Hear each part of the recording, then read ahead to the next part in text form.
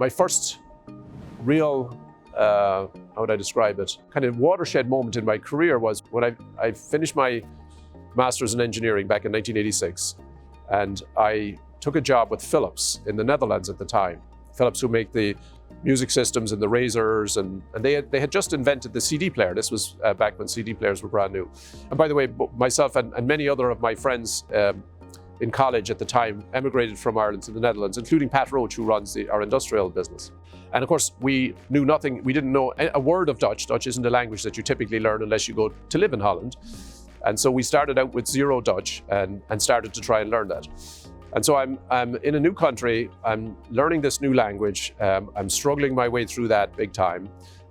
I found learning a language extremely challenging. And so after 6 months of hard work, you could say basic sentences like, my name is John, and I work at Philips. I mean, you could not have a serious conversation with anybody.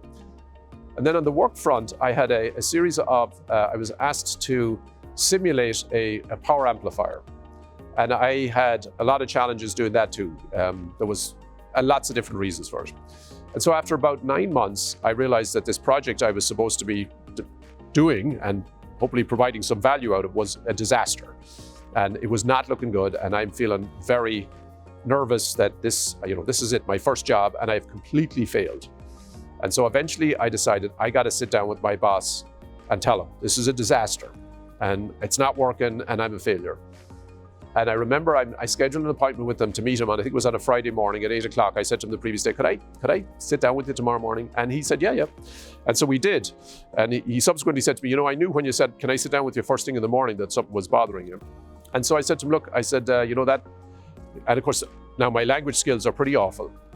I can't remember what language I was doing this in. I probably was switching to English.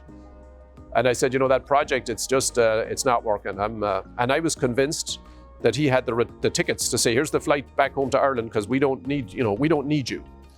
And he said to me, he said, it was I can see it was a somewhat challenging thing. Why don't we put that to one side and we'll get you to do this?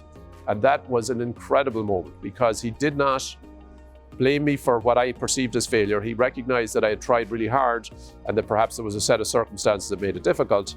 And he was prepared to say, let's keep going forward. And from then on, I was, a wonderful employee for him, and we worked really well together. And it was a huge moment for me where I realized that stuff happens, mistakes are made, rarely. And I think, matter of fact, my starting point is with our company, never is it because somebody deliberately tried to do something. Yep. It was a set of circumstances. And what's happened is that the person who finds themselves, that they believe they've made the mistake, as I did in that case, they realize it more than anybody. So the last thing you need to tell them is, you screwed up. This was and you're to blame, and we should. Quite the opposite. They are already taking all that on themselves. And what you need to say is, okay, so we made a mistake. All right, let's understand the mistake, and now let's go fix it. And let's move forward, and let's make sure that we're all doing it together right. And the last thing you want to do is say, well, you're to blame, and so, you're out of here like I thought I would be, because that person now will never do this again. I mean, they've actually now gone through this wonderful learning situation, and we're all going to move forward together. And so that was really important for me.